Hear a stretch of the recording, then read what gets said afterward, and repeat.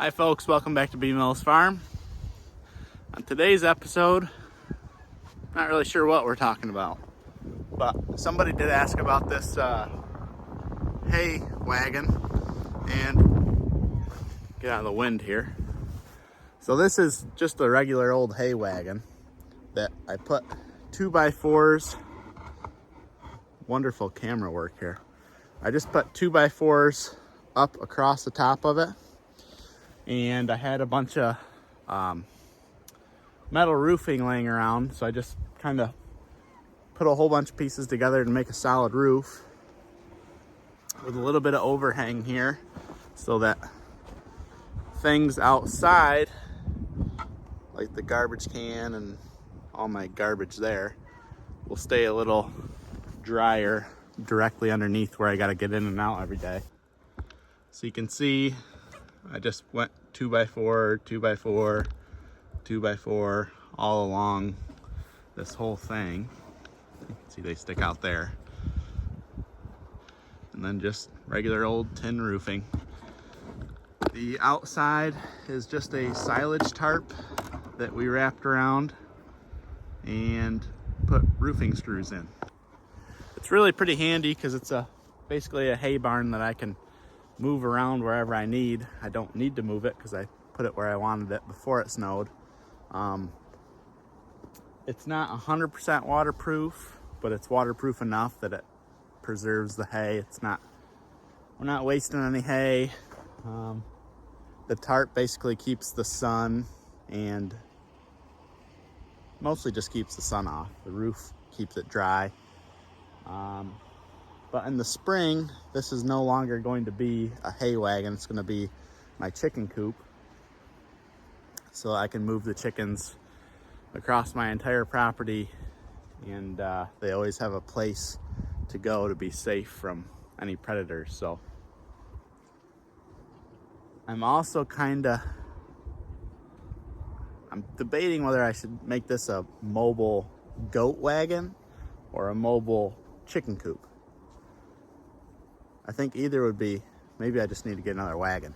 So it'd be cool, because goats are super prone to getting eaten by predators.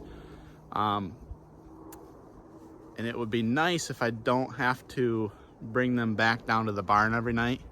If I could just take them way up to the top of my property where I want them to clean up the brush and all that. If I could just pull a wagon up there and they could live in the wagon, I could just go shut them in at night and let them out in the morning, opposed to having to bring them back down every night. And then you just end up with a whole bunch of compaction and trails, goat trails or cow trails, whatever. Animals walking up and down, they'll beat a path after a while, and we don't want that. So probably what I'll do is get another wagon specifically for goats and one wagon for chickens. This one, I could get away with a much smaller chicken wagon, so maybe I'll use this for goats and use my other small trailer, just build that up as a chicken coop. I don't know, but mobility is nice. Again, so I don't have to bring everything back into one spot every night. They can just stay out where they are and have protection. I've been avoiding putting that tank heater in just because I don't like having too many extension cords strung out. It's really not what they're designed for. But this coming week, we're gonna be into the single digits, probably below zero, multiple days. So coming out in the morning and chipping away ice just is not practical anymore. The tank keeps getting smaller and smaller because the ice keeps getting built up on the sides. So just threw a tank heater in there. Hopefully I don't trip any breakers or anything. keep an eye on that. All right, during this time of year, it's been pretty cold here actually. It's been in the low teens, mid-teens for probably going on 2 weeks now. So everything's been really, really cold. Again, water's been freezing. And when it's this cold out, ruminant animals will eat a lot more because when they're ruminating, fermenting the food, that's a big part of how they stay warm. Of course, they have fat and skin and all that, but you always want to make sure that they have plenty of food when it's this cold out. Now is not a time to limit.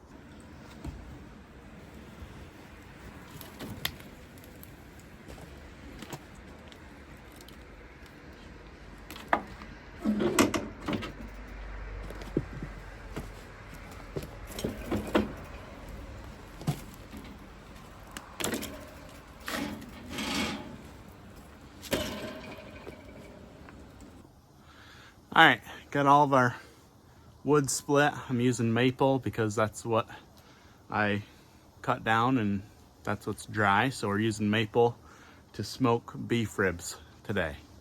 I got a big fire going in the firebox just to get everything burnt down, get a nice bed of coals. And then once the ribs go on, then I'll just add 1 or 2 pieces of the split stuff at a time.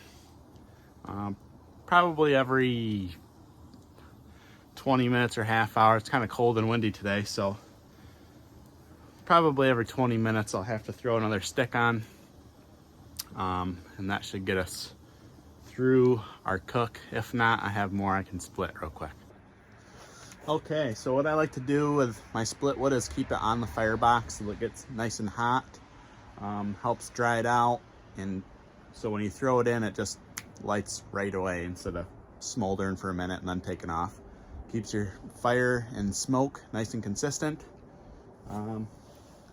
Beef ribs seasoned up, just salt and black pepper. Let's get them out.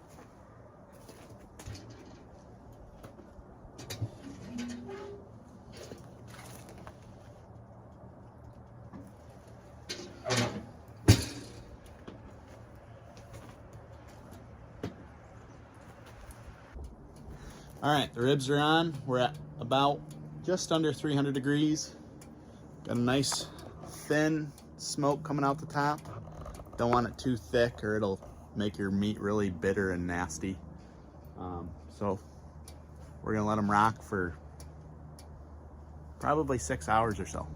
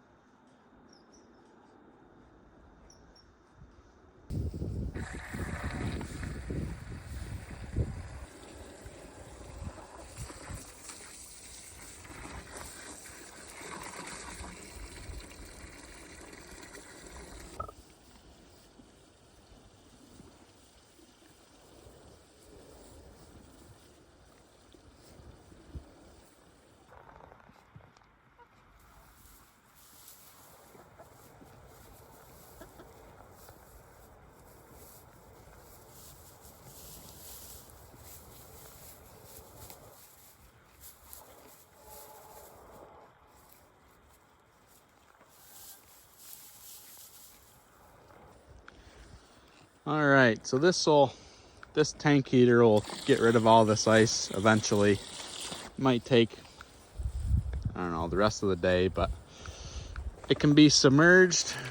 Then once it's got all the ice thawed, it's got this little floaty you can put on it, so it just sits on top of the water and floats around.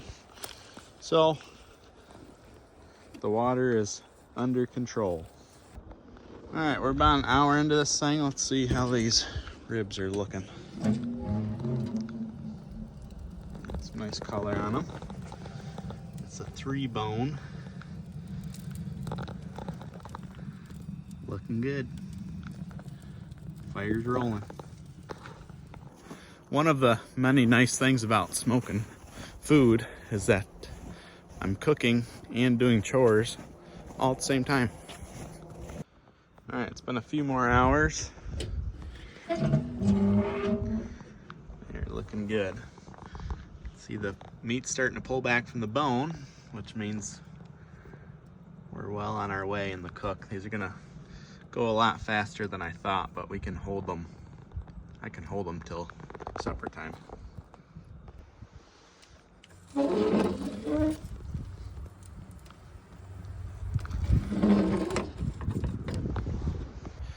So holding just means the meat's fully cooked. It's where you want it. And what I do is I put it in the oven. I wrap it in foil and just put it in the oven at 175 degrees, 170 degrees.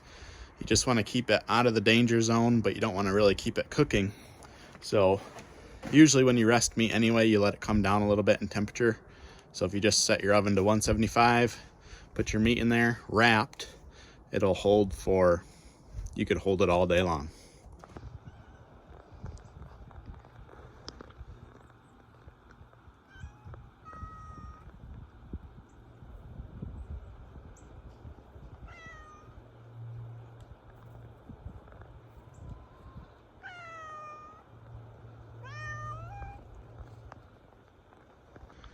All right, let's check on these. I think they're probably ready to wrap now.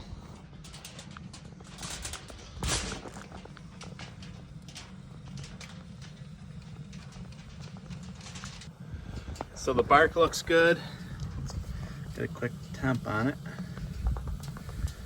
154, 55. All right, so it's still got a ways to go. Right now it's in its stall period. And the stall period is basically just when the fat and moisture is evaporating. And so it's trying to heat and cool itself all at the same time. So now's a good time to wrap it to help push it over, because we want it around 200 degrees.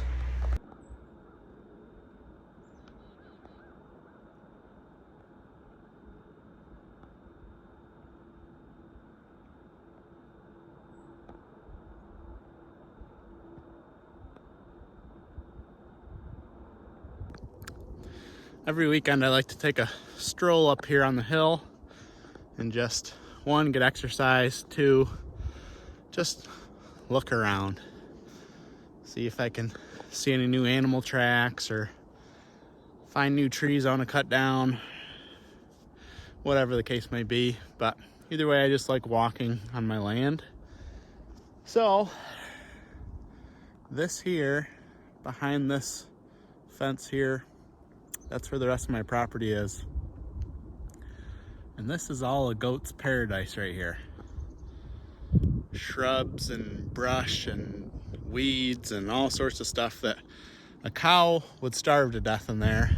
A goat would thrive. So that's part of the reason I want to get that hay wagon converted into something like a mobile goat barn, because I would like them to be able to hang out in this wood lot up here, and I could park the trailer any place down here and lock them up in it every night. So this is the area I started clearing out so that I could continue my fence up in here. Got this tree on the ground I need to process. Got this big maple that I gotta process. This one came off of this side. That's gotta go. That maple behind it's gotta go. All this mess has gotta go. If you look here, you can see all these tips are chewed off. That's from deer coming through here. Deer and goats, whitetails are very, very similar in their diet. They'll graze a little, but they like to browse a lot.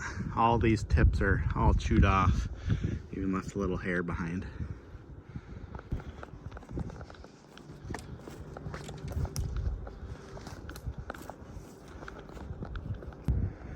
So the ultimate goal is to have all this cleared into pasture or silvopasture of some sort. right now it's kind of worthless to a cow. So instead of cutting everything down right off the bat, which is going to take me forever anyways, doing it all by chainsaw and walking everything down the hill, instead of doing that, I might as well utilize it as a place for goats. Like you saw, the deer were chewing off all the tips of this maple that I cut down. The goats will do the exact same thing. A lot of this brush in here gets has leaves on it in the spring, summer, and fall, and that's all good goat food. Let's see, this is a deer path here.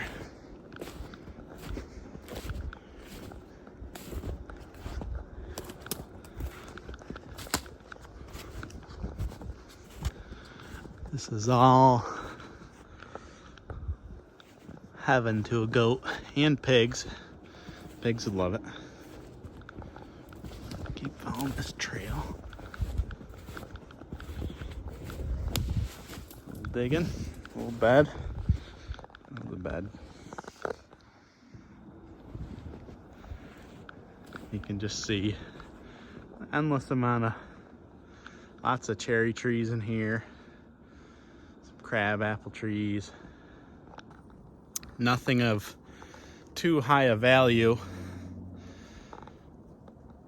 but eventually it'll all, once all this shrubby crap is out of here from goats and pigs, then I can come through and more easily cut down trees and process trees.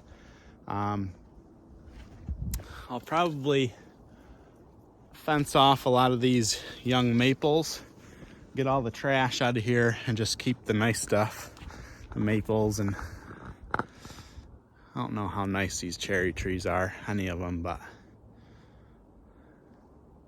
apple trees, I'm sure goats like apples. Haven't really looked into it, but there's this whole floor up here is just littered with apples in the fall.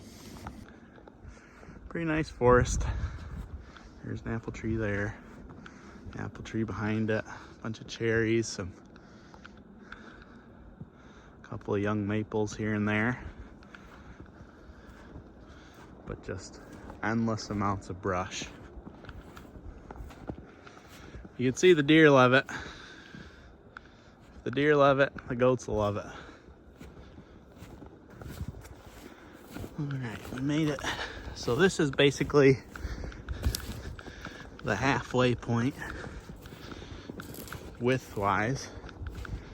This is the gate, comes out of that bottom field, and it's basically just the same thing again that way, same size. That's where I came from. So this will be a lot of, continues on up there, this will be a lot of goat food. More beds. And 1, 2, 3, 4, 5, 6, 7 back there. Another one there.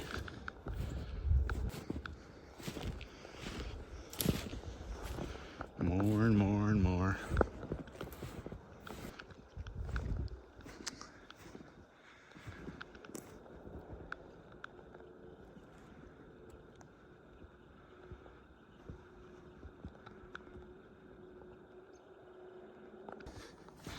A cow's nightmare is a goat's paradise.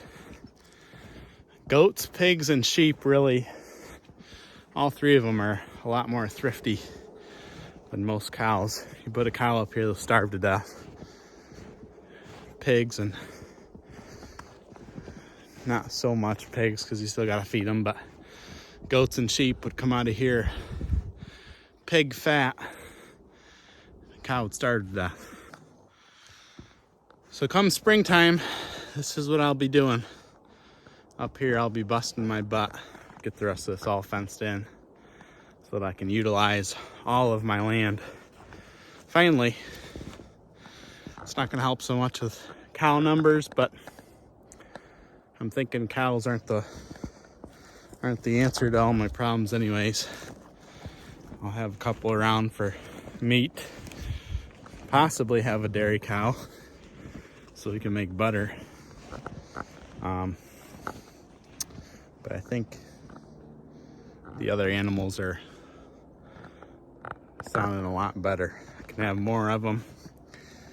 They're more valuable, and they grow out quicker. I feel completely different now, mentally, now that I've decided that the homesteading route is the main course of action.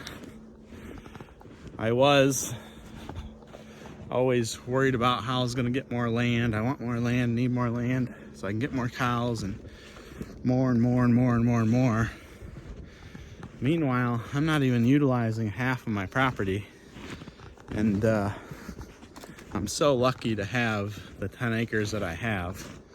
That is more than enough to provide food, not just for ourselves, our little family, but we can definitely share with friends and family. So it's just a total switch of mindset.